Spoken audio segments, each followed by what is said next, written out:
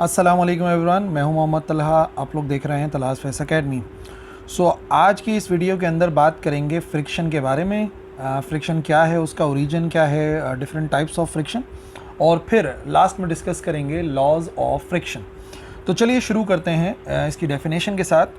तो अगर किसी सॉलिड ऑब्जेक्ट को हम मूव करते हैं या मूव करवाने की कोशिश करते हैं किसी और सरफेस के ऊपर, सॉलिड ऑब्जेक्ट के ऊपर, तो एक फोर्स होती है जो कि उस मोशन की मुखालफत करती है, यानी कि अपोज करती है, और इस फोर्स को कहते हैं फ्रिक्शन। रिटार्डिंग फोर्स का मतलब होता है रोकने वाली फोर्स। तो जस्ट अगर आपने फ्रिक्शन को डिफाइन करना है ना, तो यही है। अगर हम किसी बॉडी को किसी सरफेस के ऊपर मूव करने की कोशिश करते हैं तो एक फोर्स अपने आप वहाँ पर आ जाती है, पैदा हो जाती है, जो कि उस फोर्स की जो हमारा मोशन है उसकी मुखालफत करती है। उसे कहते हैं फोर्स ऑफ फ्रिक्शन। उर्दू में कहते हैं इसे रगड़ की कुव्वत। ये जो फ्रिक्शन है, फ्रिक्शन को उर्दू में रगड़ कहते हैं। फॉर एग्जाम्पल, यहाँ पर आप देखें, दो बॉडीज़ हैं, एक इंक्लाइन प्लेन से स्लाइड कर रही हैं। एक बॉडी जो है बड़ी तेज़ी के साथ नीचे की तरफ स्लाइड करती हुई आ रही है, एक बॉडी स्लो स्लाइड कर रही है। तो एक्चुअली दोनों बॉडीज़ को नीचे तो फोर्स अप्लाई हो रही होगी, वेट जो है वो नीचे लाने की कोशिश कर रहा होगा, लेकिन इस वाले ऑब्जेक्ट में कोई एक फोर्स है जो इसके मोशन की मुखालफत कर रही है, और उसी फोर्स को कहते हैं फ्रिक्शन। इसमें फ्रिक्शन कम है, इस वजह से ये अपने मोशन को ज़्यादा कंटिन्यू कर रहा है, और इस वाले ऑब्जेक्ट में जो फ्रिक्शन है वो ज़्यादा है, तो इसके मोशन की मुखालफत कर रही है जब एक सॉलिड ऑब्जेक्ट दूसरी सरफेस के ऊपर मूव करने की कोशिश करता है। तो फ्रिक्शन के बारे में दो बातें बहुत ज़रूरी हैं। एक तो ये है कि जो फ्रिक्शन है वो हमेशा अपोजिट होती है डायरेक्शन ऑफ मोशन के या अटेम्प्टेड मोशन के, जहाँ पर हम मोशन करवाना चाह रहे हैं, जहाँ पे हम बॉडी को मूव करवाना चाह रहे हैं। पहली ज़रूरी बात यह है कि उसकी डायरेक्शन हमेशा अपोजिट होती है टू द मोशन। और दूसरी बात यह है कि जो फ्रिक्शनल फोर्स है वो हमेशा पैरेलल टू द सरफेस होती है, वो सरफेस जो कि कांटेक्ट के अंदर है। दोनों बातें पैरेलल तो होती है फ्रिक्शनल फोर्स, और बड़ी ज़रूरी बात यह है कि वो हमेशा अपोज करती है मोशन को, उसकी मुखालफत करती है, इस वजह से उसकी डायरेक्शन हमेशा ऑपोजिट होती है। यानी कि फॉर एग्जांपल, अगर हम यहाँ पर एक एग्जांपल देखें, तो ये जो शख्स है ये बॉडी को इधर मूव करवाने की कोशिश कर रहा है ऑन द राइट साइड, जो कि रेड से नज़र आ रहा है। तो जो फ्रिक्शन है जो इसकी मुखालफत कर रही है, उसको रोक रही है, ऑब्जेक्ट को मूव होने नहीं दे रही, वो उसके अपोजिट डायरेक्शन में एक्ट कर रही है। आप गौर से देखो, अपोजिट वाली बात क्लियर हो गई। और दूसरा, जो सरफेस है जिस पर मूव करा रही है उसके पैरेलल भी है। सरफेस भी आपको एक्स एक्सिस में नज़र आ रही है, और जो फ्रिक्शन है वो भी एक्स एक्सिस के अंदर है। तो ये दोनों बातें आपने याद रखनी है। जो फ्रिक्शन है अपोज तो करती है, और जो इसकी डायरेक्शन होती है वो होती है पैरेलल टू द सरफेस। अब एक बड़ी अहम बात यह है कि फ्रिक्शन आई कहाँ से, फ्रिक्शन का ओरिजिन क्या है, फ्रिक्शन क्यों होती है। अभी तक मैंने आपको क्या बताया, फ्रिक्शन क्या होती है, एक फोर्स होती है जो मुखालफत करती है, पर सवाल ये है कि फोर्स आती कहाँ से, होती क्यों है। इस बारे में हमारे दो व्यूज़ हैं। पहला जो व्यू है वो क्लासिकल व्यू कहलाता है, यानी कि पहले हम लोग क्या बात जानते थे। देखिए, जब भी दो ऑब्जेक्ट को कांटेक्ट में रखा जाता है तो उन ऑब्जेक्ट्स के दरमियान में इंटरलॉकिंग हो जाती है। जो इरेगुलर सरफेसेस होती हैं ना, जो रफ सरफेसेस होती हैं, उनके दरमियान में इंटरलॉक होता है, आपस में फंस जाती हैं सरफेसेस, जैसे कि पिछली तस्वीर में भी आपने देखा होगा। तो इस इंटरलॉक को, ये जो फंस जाती हैं सरफेसेस, इनको ब्रेक करने के लिए हमें कुछ एक्स्ट्रा फोर्स अप्लाई करनी पड़ती है, और उस फोर्स को कहते हैं फोर्स ऑफ फ्रिक्शन। यानी जब एक बॉडी किसी दूसरी बॉडी मूव होने की कोशिश करती है तो जो रफनेस होती है वो इंटरलॉक हो जाते हैं, आपस में फंस जाते हैं। तो उस इंटरलॉकिंग को हटाने के लिए, उसको ओवरकम करने के लिए एक्स्ट्रा फोर्स जो हमें लगानी पड़ती है उसे फ्रिक्शन कहते हैं। जैसे मिसाल के तौर पे अभी आप देखो, ये पुश कर रहा है, तो यहाँ पर एक्चुअली हमें नज़र नहीं आ रहा होता कि ये इरेगुलर सरफेस है, लेकिन अगर आप देखेंगे यहाँ पर तो आपको नज़र आ जाएगा कि भाई ये इंटरलॉकिंग हो रही है, जो सरफेसेस हैं ये आपस में फंस रही हैं। इसकी जो सरफेस है फर्श की, और ये जो लकड़ी का ब्लॉक है, इसकी सरफेसेस यहाँ पर आपस में इंटरलॉक हो रही हैं, फंस रही हैं धक्का देते हुए। तो इसको ओवरकम करने के लिए हमें एक्स्ट्रा फोर्स लगानी पड़ती है, और वही फोर्स ऑफ फ्रिक्शन कहलाती है। बट याद रहे, ये क्लासिकल व्यू है। आजकल जो मॉडर्न व्यू है उसके मुताबिक फ्रिक्शन का थोड़ा सा अलग मामला है। मॉडर्न व्यू के मुताबिक सबसे पहली बात आप याद रखिए, फ्रिक्शन होती है इंटरमॉलिक्यूलर फोर्स ऑफ अट्रैक्शन की वजह से। यानी कि जब दो सरफेसेस आपस में कांटेक्ट में होती हैं तो उनके दरमियान में जो इंटरमॉलिक्यूलर फोर्सेस होती हैं आपस में अट्रैक्ट करती हैं, दोनों मॉलिक्यूल्स एक दूसरे को अट्रैक्ट करते हैं, उसी वजह से फ्रिक्शन होती है। और जब दो सरफेसेस को आपस में रखा जाता है तो एक बात याद रखना, जो एक्चुअल एरिया ऑफ कॉन्टैक्ट है, जो हमें आंखों से नज़र नहीं आ रहा, जो कि एक्चुअल है, वो हमेशा कम होता है अपेरेंट एरिया ऑफ कॉन्टैक्ट से। जो हमें नज़र आ रहा होता है वो अपेरेंट एरिया होता है, और जो एक्चुअली होता है, जो पॉइंट ऑफ कांटेक्ट होता है वो एक्चुअली कम होता है और उसे हम कहते हैं actual area of the contact. तो ये बात याद रखनी है, अपेरेंट एरिया ज़्यादा होता है और जो एक्चुअल एरिया ऑफ कांटेक्ट होता है वो कम होता है। तो अब अहम बात क्या है, यहाँ से आप समझोगे जो प्रेशर होता है कांटेक्ट पॉइंट्स पे वो ज़्यादा हो जाता है। ठीक है, जो कांटेक्ट पॉइंट्स होते हैं जहाँ पे दोनों सरफेसेस कांटेक्ट में होती हैं, प्रेशर ज़्यादा हो जाता है, तो जो मॉलिक्यूल्स हैं वो आपस में बहुत ही क्लोज पुश हो जाते हैं, यानी कि अट्रैक्शन फोर्स ज़्यादा हो जाती है जो कि एक्चुअली वेल्ड कर देती है, उन सरफेसेस को आपस में जोड़ देती है, चिपक सी जाती हैं वो सरफेसेस, और इसको नाम दिया जाता है कोल्ड वेल्डिंग। जो पॉइंट ऑफ कांटेक्ट होते हैं वहाँ पे प्रेशर ज़्यादा होने की वजह से मॉलिक्यूल्स करीब आ जाते हैं और आपस में इतना ज़्यादा अट्रैक्ट होने लगते हैं कि चिपक से जाते हैं, वेल्ड हो जाते हैं, और इसको कोल्ड वेल्डिंग कहते हैं। तो इस कोल्ड वेल्डिंग को ब्रेक करने के लिए जो एक्स्ट्रा फोर्स अप्लाई होती है वही एक्स्ट्रा फोर्स कहलाती है फ्रिक्शन। ये मॉडर्न व्यू है। क्लासिकल व्यू इंटरलॉकिंग को मतलब डिफाइन करता है, और जो मॉडर्न व्यू है वो कहता है कि नहीं, सरफेसेस मॉलिक्यूल्स की इंटरमॉलिक्यूलर फोर्स जो है उस वजह से कोल्ड वेल्डिंग हो जाती है, और कोल्ड वेल्डिंग को तोड़ने के लिए हमें फोर्स अप्लाई करनी पड़ती है। यहाँ पे देखो आप, एक्चुअली आपको नज़र आ रहा है कि ये एरिया ऑफ कांटेक्ट आपको नज़र आ रहा है, इतनी सारी जो एरिया है वो कांटेक्ट के अंदर आ रहा है, लेकिन अगर मैं इसको जूम करके देखता हूँ, इसको माइक्रोस्कोपिक लेवल पे देखता हूँ, तो आप देखो कि जो एक्चुअल एरिया ऑफ कांटेक्ट है वो कितना सा है। ये है थोड़ा सा, ये है एरिया ऑफ कांटेक्ट, ये एरिया ऑफ कांटेक्ट है, ये छोटा सा एरिया, ये छोटा सा एरिया।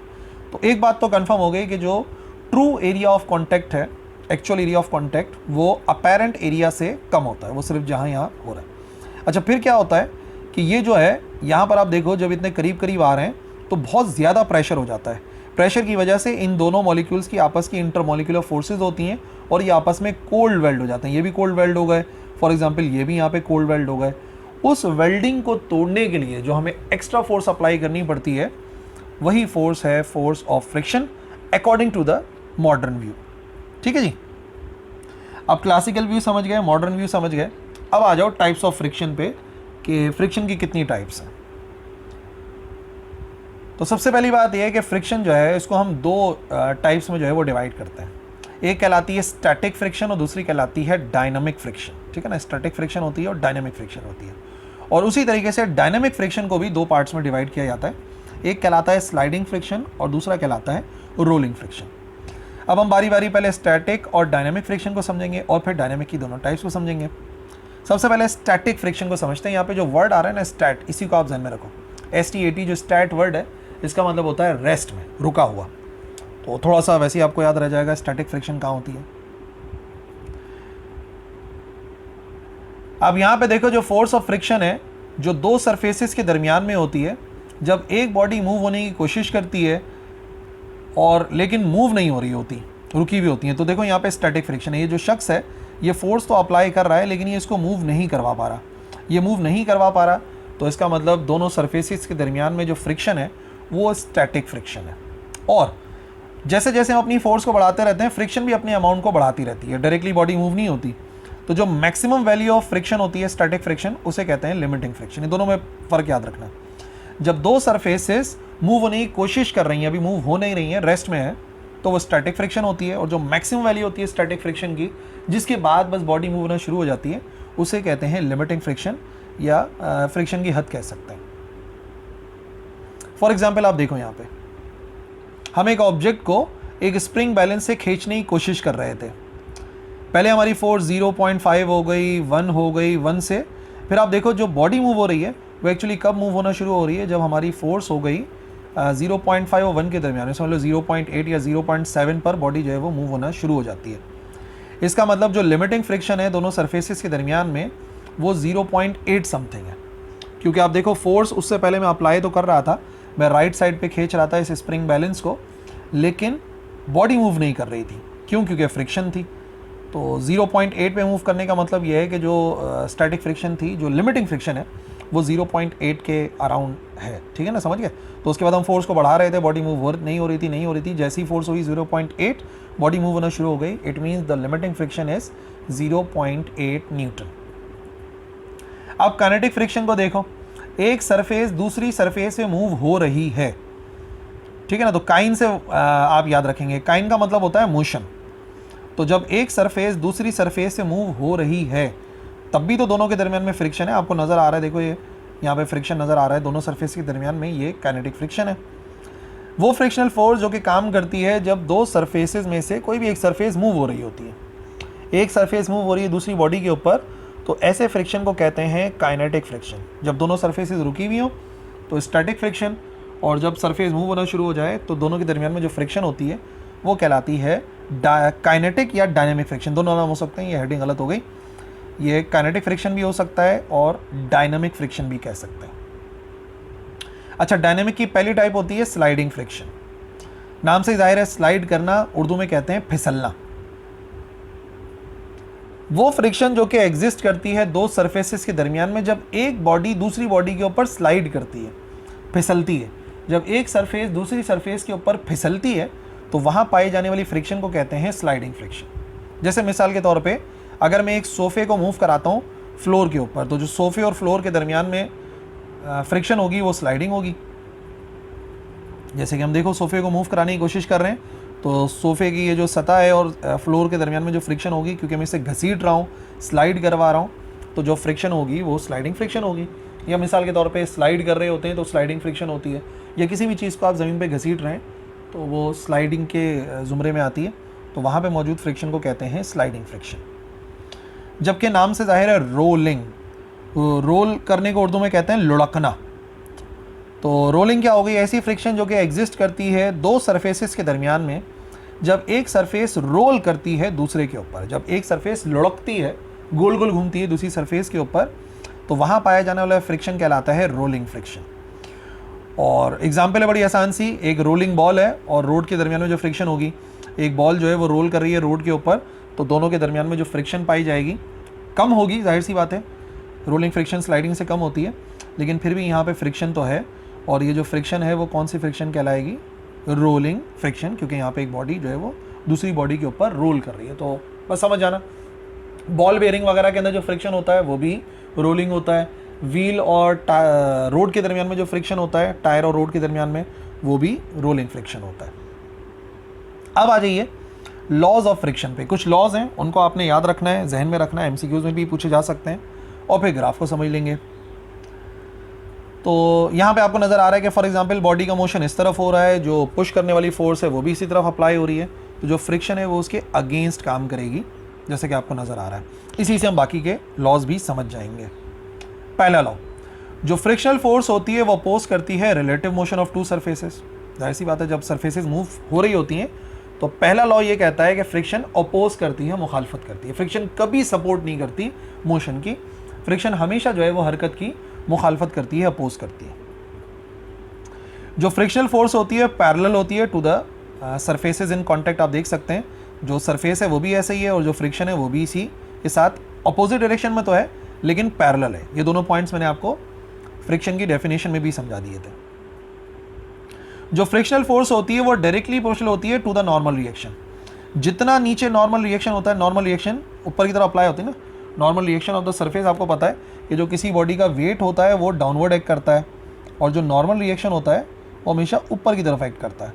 तो जिस सरफेस का नॉर्मल रिएक्शन जितना ज़्यादा होता है, मैं ये कह सकता हूँ कि जो फ्रिक्शनल फोर्स है वो डायरेक्टली डिपेंड करती है नॉर्मल रिएक्शन पे। नॉर्मल रिएक्शन ज़्यादा तो it means force of friction भी ज़्यादा होगी, और नॉर्मल रिएक्शन को कम कर दो तो फोर्स ऑफ फ्रिक्शन कम हो जाएगी। जो फ्रिक्शनल फोर्स होती है वो इंडिपेंडेंट होती है एरिया ऑफ कांटेक्ट पे। याद रखिए, अब हम समझ गए हैं, वो एरिया ऑफ कांटेक्ट पे डिपेंड नहीं करती। एरिया ऑफ कांटेक्ट भले से जितना ज़्यादा हो, लेकिन जितना यहाँ पर आपस में कोल्ड वेल्डिंग हो रही होगी उसके ऊपर डिपेंड करता है, कोल्ड वेल्डिंग पर डिपेंड करता है, ना कि अपेरेंट एरिया ऑफ कांटेक्ट जो हमें नज़र आ रहा है तो उसके ऊपर फ्रिक्शनल फोर्स डिपेंड नहीं करती। ये बात आप याद रखिएगा। और एक और लॉ है, जो फ्रिक्शनल फोर्स है वो डिपेंड करती है nature of the two surfaces in contact. कौन सी दो सरफेसेस हैं जो कांटेक्ट में हैं और उनकी रफनेस की स्टेट क्या है। यानी कि अगर दो सरफेसेस हैं उनमें से कोई एक रफ है तो फ्रिक्शन का क्या अमाउंट होगा, और अगर दोनों रफ हैं तो फ्रिक्शन का क्या अमाउंट होगा। दोनों स्मूथ हैं तो जाहिर सी बात है फ्रिक्शन कम होगी। तो जो फ्रिक्शनल फोर्स होती है वो नेचर पे लाजमी तौर पे डिपेंड करती है कि वो जो दोनों सरफेसेस हैं इन कांटेक्ट उनमें जो रफनेस है उसकी क्या स्टेट। ठीक है ना। तो ये एमसीक्यूज के अंदर पूछे जा सकते हैं कि जो फ्रिक्शन है वो किन फैक्टर्स पे डिपेंड करती है। काइनेटिक फ्रिक्शन इंडिपेंडेंट होती है रिलेटिव वेलोसिटीज। अच्छा, ये बात याद रखना, ऐसा नहीं है कि हम वेलोसिटी अगर इंक्रीज कर दें या किसी ऑब्जेक्ट की वेलोसिटी को डिक्रीज कर दें तो काइनेटिक फ्रिक्शन कम या ज़्यादा हो जाए। तो याद रखिए काइनेटिक फ्रिक्शन भी डिपेंड नहीं करती है relative velocities of the surfaces पे, उस पर डिपेंड नहीं करती, इंडिपेंडेंट होती है। अब थोड़ी सी बात आपको और समझा दूं ग्राफ के जरिए। एक्स एक्सिस में प्लॉट कर रहा हूं कि मैंने जो फोर्स अप्लाई करी, और यहाँ पे मैं प्लॉट कर रहा हूँ जो फ्रिक्शनल फोर्स है, स्मॉल एफ से शो कर देते हैं। इस तरफ अप्लाइड फोर्स बढ़ती चली जाएगी और इस तरफ फ्रिक्शनल फोर्स बढ़ती चली जाएगी। तो सबसे पहले वाले केस के अंदर आप देखें, आपको नज़र आ रहा है कि एक बॉडी है जो कि रेस्ट में रखी हुई है, कोई भी फोर्स हम अप्लाई नहीं कर रहे उसके ऊपर, बॉक्स रेस्ट में, कोई भी फोर्स अप्लाई नहीं हो रही, बॉक्स रेस्ट में है, तो इसका मतलब कोई फ्रिक्शन नहीं है। अब देख लें यहाँ पे जो फ्रिक्शन का अमाउंट है वो 0 नज़र आ रहा है। सिर्फ यहाँ पे दो ही फोर्सेज हैं जो एक दूसरे को बैलेंस कर रही होंगी, वेट है जो कि डाउनवर्ड एक्ट कर रहा है और जो नॉर्मल रिएक्शन है वो अपवर्ड एक्ट कर रहा है। फिलहाल कोई फोर्स अप्लाई नहीं हो रही, तो आप देख सकते हैं यहाँ पर ओरिजिन पे आ गया पॉइंट। सेकेंड केस में मैंने बहुत हल्की सी फोर्स अप्लाई करी, तब भी बॉक्स जो है वो रेस्ट में ही रहा, तो इस फ्रिक्शन को स्टैटिक फ्रिक्शन कहेंगे। आप नोट करो, जैसे जैसे मैं अपनी फोर्स को बढ़ाता रहा एक्स एक्सिस के अंदर, वैसे वैसे फ्रिक्शनल फोर्स भी बढ़ती चली गई, यहाँ तक आ गई ना। आप देखो ना, यहाँ पर मैंने अपनी फोर्स को 0 से बढ़ा के इतना कर दिया, ये आ गई मेरी अप्लाइड फोर्स, और नतीजे में जो फ्रिक्शनल फोर्स है वो भी बढ़ती चली गई, 0 से बढ़ के वो यहाँ तक आ गई, ठीक है ना। लेकिन अभी भी स्टिल बॉडी रेस्ट में है, तो यहाँ पे जो पाया जाने वाला फ्रिक्शन है वो कौन सा फ्रिक्शन कहलाएगा? Static friction. यहाँ पे आप देख सकते हो, इस तरफ मैंने टेंशन अप्लाई करी रस्सी से, वेट और नॉर्मल रिएक्शन अभी एक दूसरे को बैलेंस कर रहे हैं, और जो फ्रिक्शन है वो उसके अगेंस्ट काम कर रही है, स्टैटिक फ्रिक्शन, और वो अपने अमाउंट को बढ़ाती जा रही है जैसे जैसे मैं फोर्स को बढ़ाता जा रहा हूँ। अब क्या हुआ, मैंने थोड़ी सी स्ट्रॉन्गर फोर्स अप्लाई करी, तब भी बॉक्स जो है बिल्कुल अब स्लाइड करने वाला है। आप देखो यहाँ से बढ़ के थोड़ा यहाँ तक वैल्यू आ गई, यहाँ से थोड़ा सा इंक्रीज हो गया, लेकिन अभी भी जो फ्रिक्शन है वो स्टैटिक फ्रिक्शन के जुमरे में आ रही है। बस ये ऑब्जेक्ट अब मूव होने वाला है।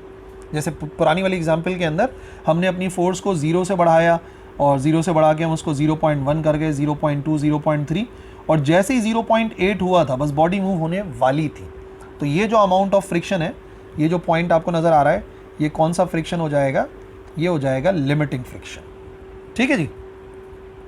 अब क्या है, बॉक्स स्लाइड कर रहा है कांस्टेंट स्पीड के साथ, तो यहाँ पे पाया जाने वाला जो फ्रिक्शन है वो हो जाता है काइनेटिक फ्रिक्शन।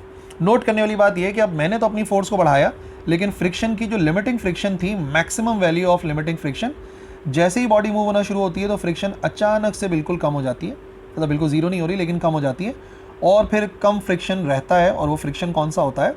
Kinetic friction. तो यहाँ पे एक बड़ी अहम बात आपने याद रखनी है कि जो काइनेटिक फ्रिक्शन है वो हमेशा हमेशा कम होता है स्टैटिक फ्रिक्शन से। Kinetic friction is always less than static friction. तो इस ग्राफ से हमें ये बात भी समझ में आ गई। ठीक है जी, तो ये था आज का हमारा लेक्चर, जिसमें हमने फ्रिक्शन के बारे में काफ़ी कुछ जाना है, और आई होप आपको समझ में आ गया होगा। कोई भी सवाल है अगर इनसे रिलेटेड तो आप ज़रूर कमेंट सेक्शन में लिखिएगा, मैं इंशाल्लाह रिप्लाई करूँगा। That's all for this video. अल्लाह हाफ़िज़।